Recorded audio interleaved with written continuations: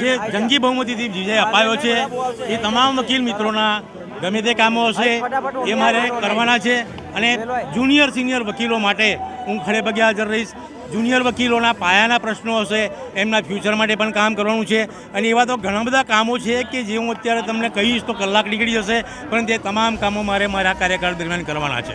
વકીલોનો પ્રેમ અને વકીલો માટે હરહંમેશ ઊભી રહું છું ખડે પગે.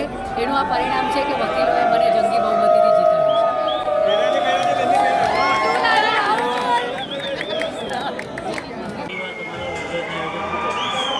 આ વિજય મારો નથી. વડોદરા વકીલ મંડળના 4505 વકીલશ્રીઓનો વિજય છે.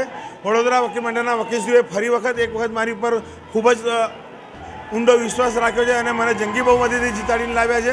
એ બદલ હું આપના માધ્યમથી વડોદરા વકીલ મંડળના તમામ વકીલશ્રીઓનો ખૂબ ખૂબ આભાર વ્યક્ત કરું છું. બસ વડોદરા વકીલ મંડળના વકીલશ્રીઓએ જે મત આપ્યા છે અને નલિન પટેલ 190 મતથી જીત્યા છે એમણે અભિનંદન.